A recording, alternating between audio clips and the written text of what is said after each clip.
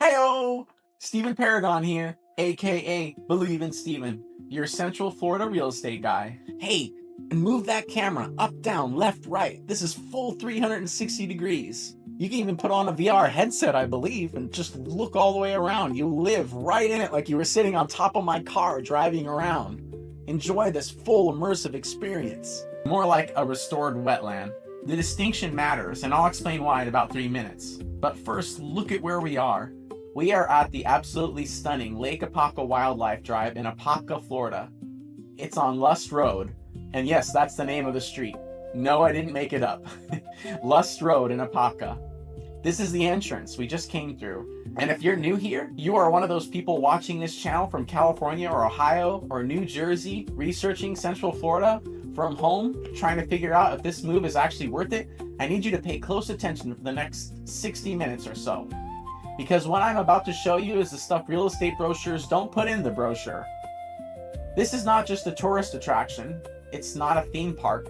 It does not have a gift shop or a $30 parking pass or a fast pass system. It's 11 miles of a one-way driving through 20,000 acres of restored Florida wetland on the North Shore of Apopka, one of the largest lakes in the state.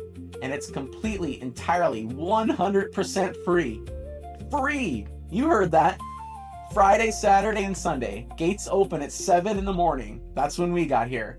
You've got to be out by 5 in the afternoon. No entry fee, no reservation. You just show up in the car. And what you'll see, what we are about to see together, is genuinely one of the most extraordinary wildlife experiences in the southeastern United States. I'm not hyping that up. That is a factual statement that birders and nature photographers and wildlife biologists would all agree with. And you will see them on occasion out there. Over 367 documented bird species on the property. American alligators by the dozens. You'll see them all around. So pay attention. Hanging out right on the road sometimes. Literally, you may see some on the way. Bald eagles with active nests. Roseate spoonbills that look like someone spilled a bucket of pink paint on a heron. Ospreys diving for fish. River otters. Bobcats. Turtles on every log and bank you can see. If you want to save a buck and see live animals in Florida, look no further. Just don't get excited and feed the gators. They bite. It's our little oasis here, and all the locals know about it. Coming all the way from California, where I grew up in, we ran back and forth all around that state. The idea of something like this just existing here for free, right near our home, is right in our backyard, is something I don't think I'll ever completely get used to. I remember the first time I brought my daughters here, Sadie and Abby, their faces glued to the window. They couldn't believe what they were seeing. There's an 8-foot alligator just sitting right there, silent. Not scared silent, but awe silent. Kind of quiet that they get when something is so big and so real and so alive it short circuits the usual running commentary. That moment is why I'm making this video. And we have to go 10 miles per hour while we're inside. And once we are in, there's no turning back. It's one way, no exit points all the way to the end, which means for the next hour, you're committed. I think it's actually a good way to approach most things in life.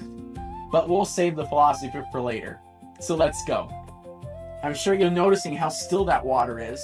Look at how much is here.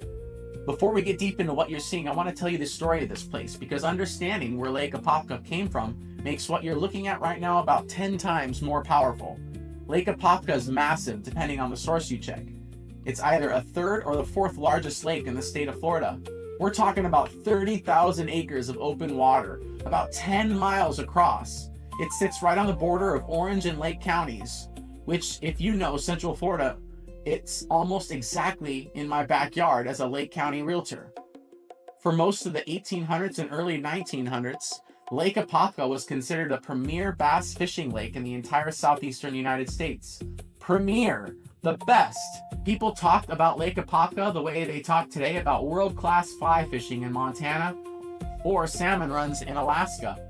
There are more than 20 fish camps in this lake. 20. Think about that.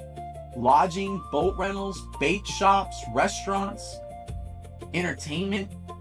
People drove from all over the south to spend a week in Lake Apopka, casting for largemouth bass. Photographers came, naturalists came, families came. The lake was clear, the fish were enormous, the birds were plentiful, and the whole ecosystem was functioning exactly the way a healthy Central Florida lake is supposed to function. And then came World War II. In 1941, with food shortages came a genuine national concern. The state of Florida made a decision that must have seemed entirely reasonable at the time. Drain 20,000 acres of wetlands on the north shore of Lake Apopka and convert them into farmland. 20,000 acres. That's about 31 square miles of wetland gone, drained. The water was pumped out. Levees were built to keep the lake water from flooding back in, and what emerged from that drained wetland was some of the most extraordinary fertile agricultural soil in the state.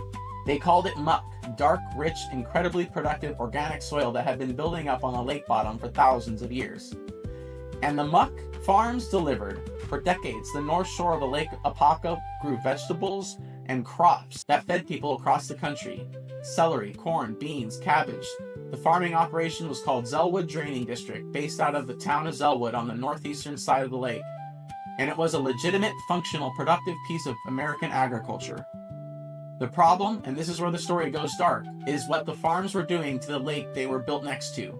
The muck, you see, doesn't just sit still. When muck dries out, it shrinks dramatically.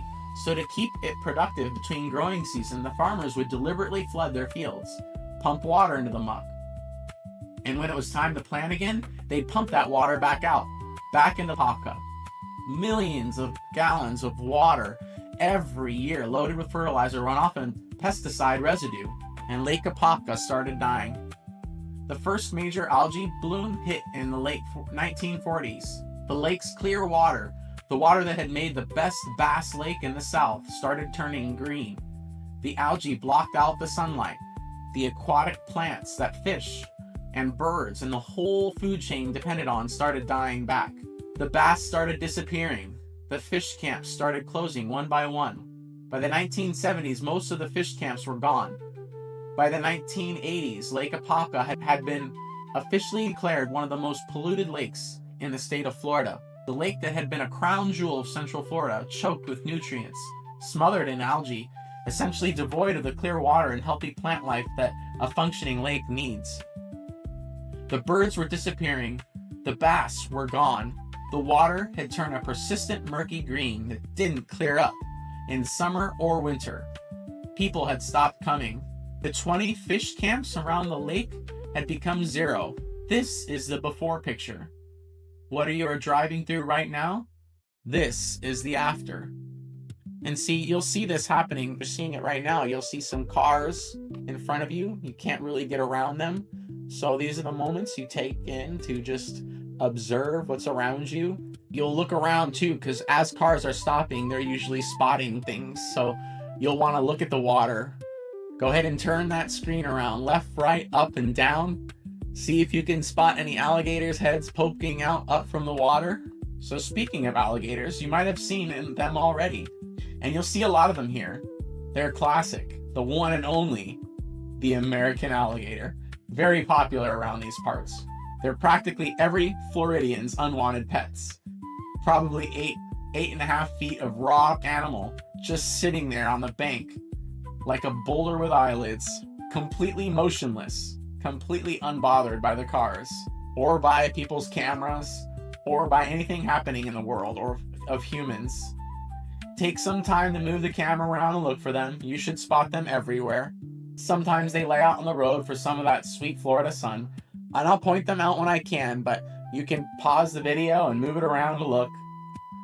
I want to stop and appreciate this for a second because I think people who haven't been to Florida have a completely different relationship with the alligators before they get here.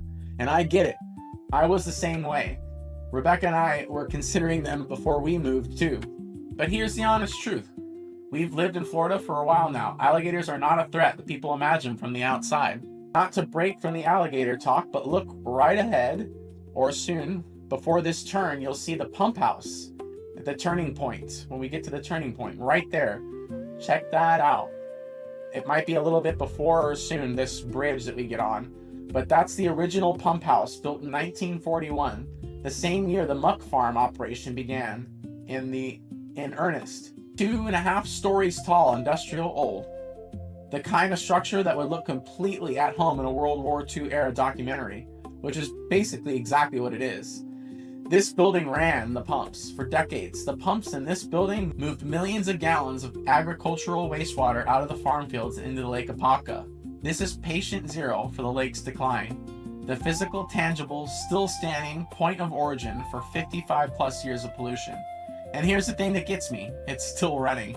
It's used to keep the North Shore of Restoration area flooded, to maintain the water levels that allow the wetland habitat to reestablish itself, to push clean and treated water back through the system in a way that supports the marsh instead of destroying it. That same exact building, the same pumps, the same location, just running in the service of restoration instead of extraction. But back to the alligators, because I think that's interesting. Just around this path, you'll see a bunch of them that started fighting and trying to get food. It's kind of neat, so look around for that. It's on the right-hand side. You really got to just stop and appreciate for just a second. You know, we were just talking about how alligators, when you first get here, you know, we've all seen the memes and see them on the news popping up on people's doorsteps. But the honest truth is, common sense stuff. Don't feed them. Don't bring your toddler near one of them. They are wild, they are here, and they are everywhere. And my honest answer to alligators are not the threat. They are just wild animals. They deserve respect and a safe distance, the same way you respect a bear in Yellowstone or a mountain lion on a California trail. You don't approach them, like I said, you don't feed them. And I should stress too, it's illegal to feed them in Florida. And it's genuinely dangerous because it teaches them to associate humans with food. You don't let your small dog walk near the water's edge at dawn or dusk, and you don't swim in murky freshwater ponds at night. Follow these rules, and you'll live in a peaceful coexistence with alligators for the rest of your life. What alligators mostly do, and this is what you're seeing right now, is exactly this. They bask. They sit in the sun, and they regulate their body temperature because they're cold-blooded, and that's how their biology works. They're not hunting you. They're not plotting. They are doing what a reptile that has barely evolved in 37 million years does when the sun is up and the temperature is right. They sit. And they are incredible to watch.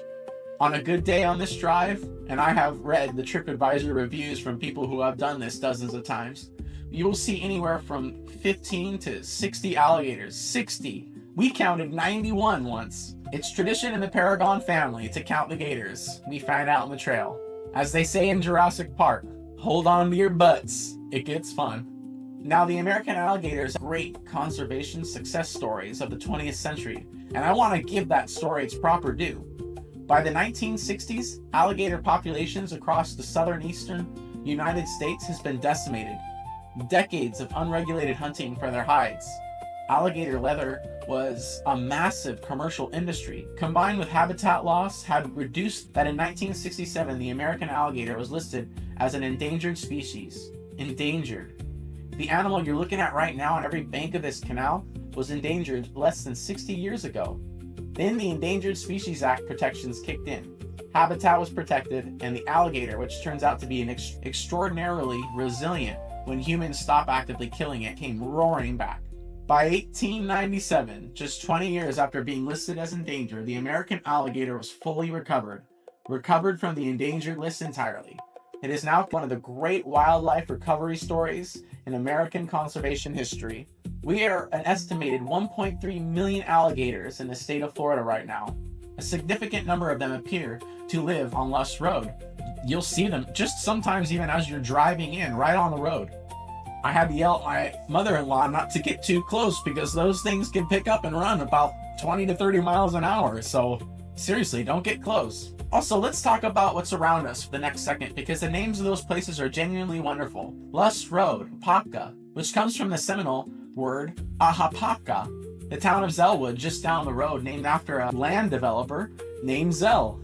And of course, Lake Apopka itself, which I now get to describe to people who are moving here as a recovering lake next to a road called Lust. Central Florida. There is nowhere else like it. Okay, we need to stop and talk about the birds. Birding was not a part of my cultural vocabulary, but I had to do some research. What is happening in the air and on the water around this drive is going to do something to you. This property has 367 documented bird species. 367. For context, there are roughly 914 bird species in all of North America, north of Mexico. So what you have here on this one piece of restored wetland in Orange County, Florida, is about 40% of all the bird species in the continent in one place. Biologists, photographers, and serious birders come from literally all over the world to visit Lake Apopka North Shore. There is an annual North Shore Birding Festival held here every December that draws participants from across the country. So let me walk you some of what you might be seeing right now, and let me tell you something real about each one, not just the name and the check mark. The great blue heron.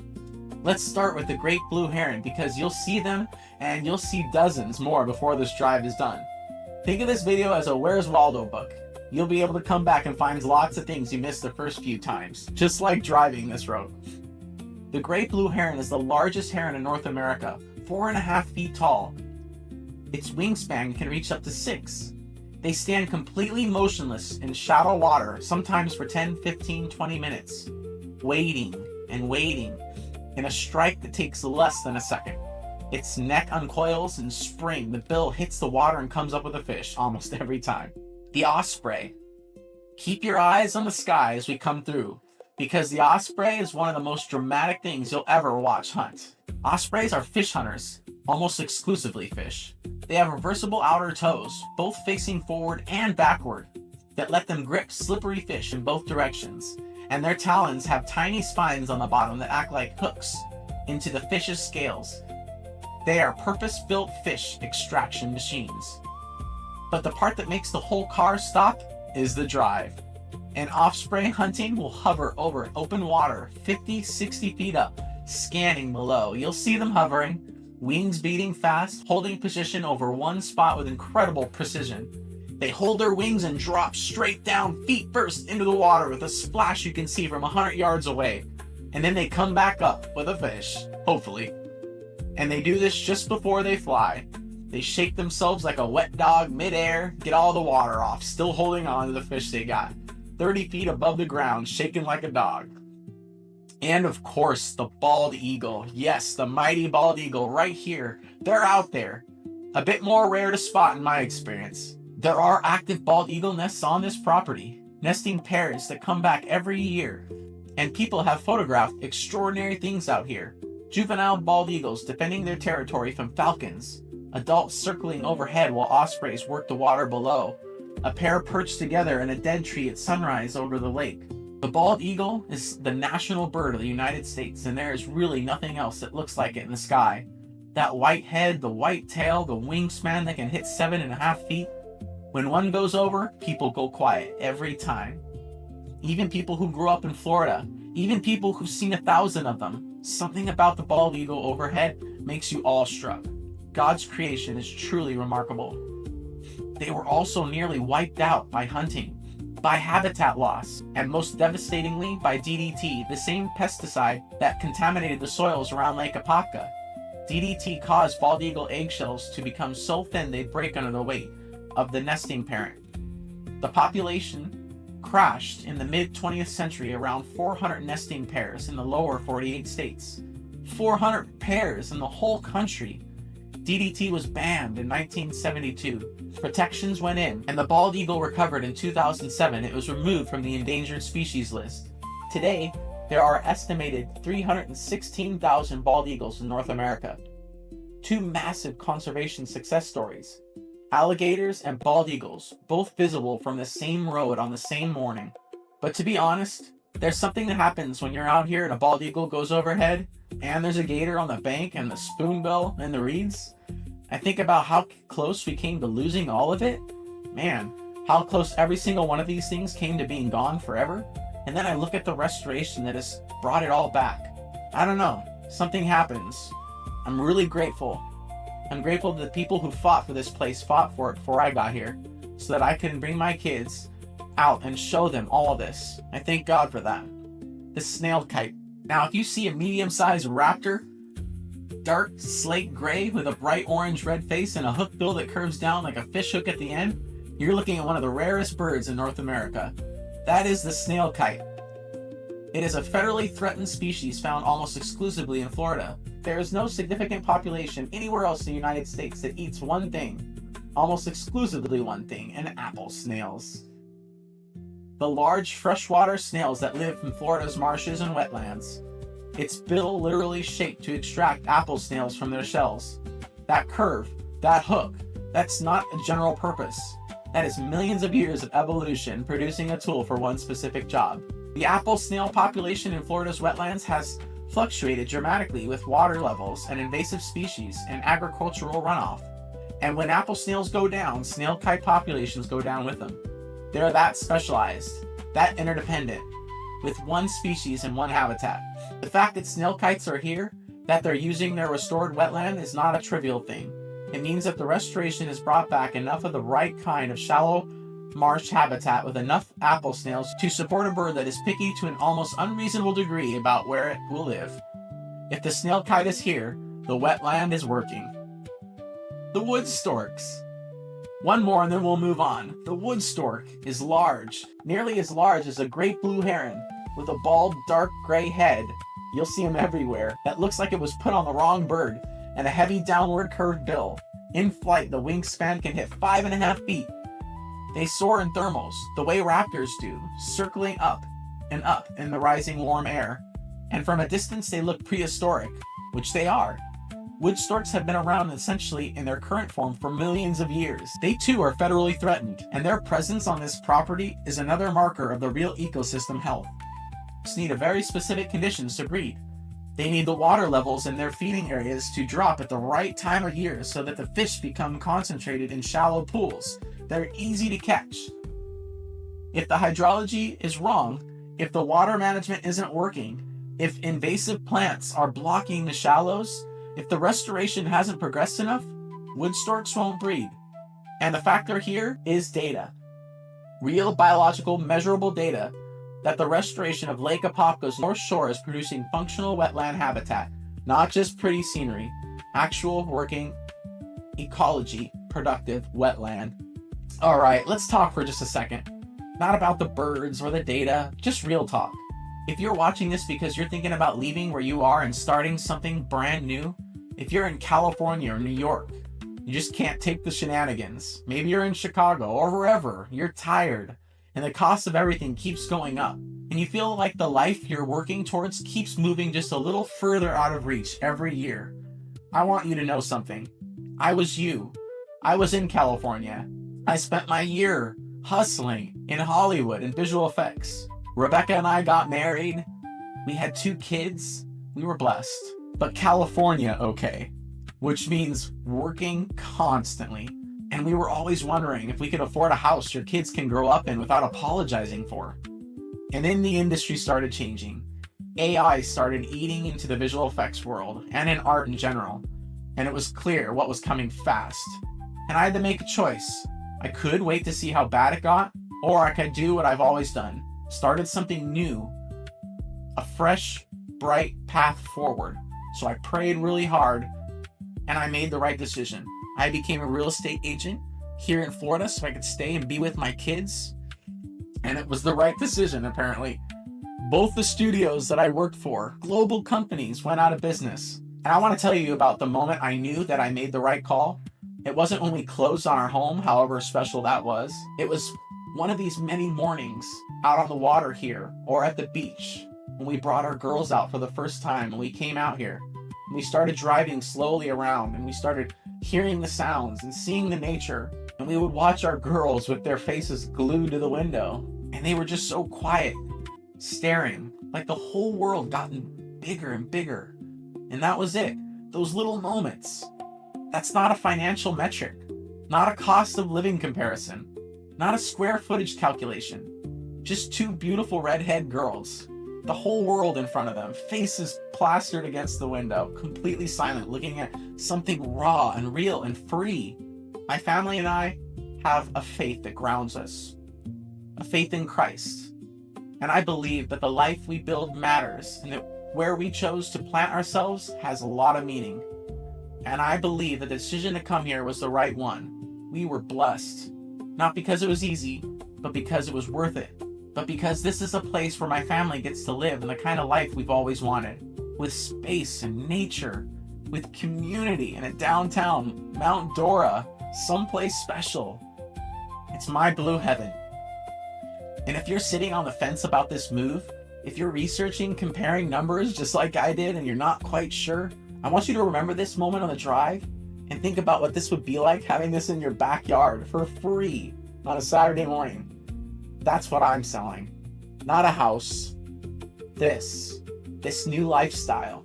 Okay, we've talked a lot about birds. We've given the alligators their proper respect. And let me tell you about some of the other things living out here. Because people don't always realize how much animal life is packed into 20,000 acres of wetland. When an ecosystem is healthy, when the food chain is working from the bottom up, from aquatic invertebrates to small fish to birds to raptors, you've got the whole cascade of animals that depend on it. It's not just birds or gators, it's everything. River otters. They're present on this property, and if you spot one, you're having a great day. They're fast and playful, and frequently gone before you can catch your camera up. But when you catch one, it's worth every slow mile of this drive. They are one of those animals that seem almost unreasonably happy. They play, not just as juveniles. Adult otters play. They slide down muddy banks into the water just for fun. They wrestle with each other. They float on their backs. In wetlands that has such a serious and complicated history as this one, there's something amazingly joyful about an otter just messing around in a canal, just because it feels like it. Look at them in the early morning, especially when they're most active at dawn or dusk. You'll often hear them before you see them. A kind of high-pitched squeaky or chirping that sounds absolutely nothing like what you'd expect a mammal that size. And there's bobcats out here too. They are documented regularly on this property. Not every visit. I want to be honest with you. I've been out here several times. I've not personally seen one, which means either I'm bad at spotting them or they're specifically avoiding me. Either way, I'm fine with it. The Florida bobcat is a subspecies of the North American bobcat, and it's adapted beautifully to the wetland, woodland, edge habitat that this North Shore provides. They hunt rabbits, small rodents, birds, and they are absolute masters of moving through dense vegetation without being seen or heard. You're much more likely to see a set of tracks in the soft mud on a canal bank than you are to see the actual cat. But the presence of bobcats out here is significant in the same way the snail kite is significant. A bobcat needs a functioning food chain. It needs enough prey animals to support a breeding population. The fact that bobcats are here is another marker of ecosystem health, another signal that the restoration is producing real functional habitat, not just a pretty marsh. And you got turtles. They're everywhere. Florida soft-shell turtles, which are large, flat, almost pancake-shaped turtles. Long, flexible necks and leathery shells instead of hard ones. They are the classic turtle on a log turtle you see stacked up on top of each other at a sunny spot. Common snapping turtles, which look like they've been angry since the Cretaceous time. Which is accurate. Snapping turtles have been around for over 90 million years. The Florida softshell is particularly interesting to me because it looks so wrong. Like a regular turtle that had most of its shell dissolve. But that flexible shell is actually an adaptation of life in muddy bottom ponds. It can dig into soft sediment and wait, completely buried, for its prey to swim by. When it moves, it's fast. Surprisingly fast for something that looks like a flying saucer covered in skin. Count the turtles as you drive. It becomes a game. I've gotten to 40 or something before I stopped counting. Let me get back to alligators for a minute because I want to tell you something about them that most people know, and I think it's genuinely extraordinary. Alligators are what ecologists call a keystone species. That means their presence in an ecosystem has a disproportionate effects on the health that ecosystems, way beyond what you'd expect just from their numbers. Here's the specific thing alligators do that makes them essential. They build gator holes. During dry seasons in Florida, alligators will excavate depressions in the marsh, using their bodies and their tails to push mud and vegetation aside, creating a deeper pool of water that stays wet even when the surrounding marsh dries out. The gator holes, and in dry conditions, those gator holes become survival refuges for fish, invertebrates, turtles, frogs, and birds. Basically everything that needs water to survive. So the alligator isn't just a predator sitting on top of a food chain, it is actively engineering a habitat that keeps other species alive during the dry season. It's a builder, a landscape architect on its own reptilian way. When alligators were nearly exterminated in the mid-20th century, the loss of that habitat engineering had cascading effects through the entire wetland ecosystems that researchers are still documenting. Getting them back wasn't just about getting back a species, it was about getting back a function, a process that the whole wetland depends on. That is why this animal deserves respect. Not fear, respect. There she is, Lake Apopka, 30,000 acres of open water stretching south as far as you can see. On a clear morning with the sun still low, like we saw here, the light comes off that surface in a way that is... I'm gonna try to use a word I not overuse. There is no other word that earns it more than this view. We've spent years in post-production adding visual effects to scenes that we're trying to achieve when I'm looking at right now through a car Genuinely windshield. stunning. You gotta be here to really see it. But the light, the scale, the absolute stillness in the water in the distance, no computer-generated image ever has quite gotten there. This is better. Look at the far shore. That's the south side of the lake in Orange County. And out in the middle of the water, somewhere out there, are the bald eagles. There are the ospreys, the great blue herons flying over the surface. There's falcons. And below the water, a bass fishery that is genuinely coming back after 4 decades of collapse. People who have been fishing Lake Apopka for 30, 40 years say the difference since the restoration began is night and day. Bass that were essentially absent from this lake are being caught again. Someone landed a 9-pound largemouth bass recently, from what I hear. 9 pounds! In a lake that 20 years ago barely had a fishable bass population, and the angler said he was still holding out for 10. There's always tomorrow. Or for you, maybe today. The scientific measurements are remarkable too. Phosphorus levels in the lake, the key indicator of agricultural pollution that turned the water green, have declined by 69% from the 1989 baseline levels. Aquatic plants that disappeared when the algae took over are beginning to reestablish in the shallows. Water clarity is improving. The fish are coming back. None of this is declared victory. The St. John's River Water Management District is very clear that this is a long, ongoing project that will span decades. But the trajectory is undeniably, measurably positive. A lake that was declared essentially dead is coming back. Not quickly, not easily, but with real science, real money, and real commitment, and getting real results. That is, and I keep coming back to this, genuinely inspiring, in whatever way that word means anything anymore. What this means for living here. And you know I'm a realtor. I make real estate content. We've been driving through one of the most extraordinary free experiences in all the state of Florida for almost 40 minutes now. And I would be doing you a disservice if I didn't, at some point, connect all this to the actual question that most of you are watching this channel are asking. Is Florida worth it? Is Central Florida worth it? Not the brochure version, the real version. The version where you're lying awake at 2 in the morning doing the math on what your house costs versus what it would cost somewhere else. And you're wondering if that move is real or just something you're fantasizing about because you're tired of where you are. Let me answer it as honestly as I know how. Yes, it's worth it. For the right person, in the right situation, with the right expectations.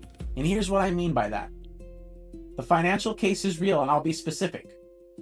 When I show buyers who come here from California what $350,000 to $450,000 actually buys you here in Florida, in Apopka and Mount Dora or Claremont or Tavares, the look on their faces is the same every single time. They go quiet. The same quiet my daughters went when they saw the Gators against the window. Because $400,000 in California gets you a house on a small lot in a neighborhood where everything costs too much and the traffic is an actual lifestyle issue.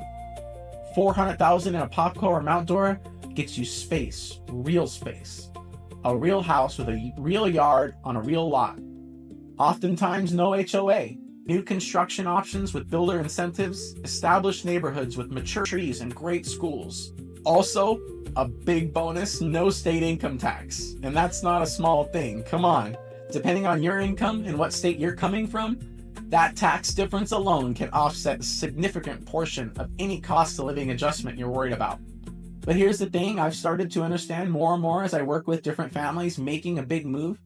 The financial case, While real is almost never the deepest reason people come. They come for this. A version of life where Saturday morning means packing the kids in a car, driving 20 minutes on an 11-mile free wildlife drive with 367 bird species and 60 alligators and bald eagles overhead, and it doesn't cost anything. No line, no ticket. You don't need a reservation. They come for the space, the access to nature, the beaches, the feeling that outdoors is not just something you have to plan to budget and fight traffic to get to. It's just here. The Apopka area specifically is one of the fastest growing corridors in all of Central Florida right now. The Kelly Park Road corridor, just a few miles from where we are, has something like 13,000 new homes planned or under construction. The infrastructure is coming, the investment is coming, the growth is real. And right next to all that growth, literally next door, is this wildlife drive, the lake, the marsh, the birds, the gators. That balance is not common. That combination of development and wild nature living right next to each other, that's Lake County. I believe that. Not as a pitch, but as someone who really lives here and chose to live here and would do it again in a second.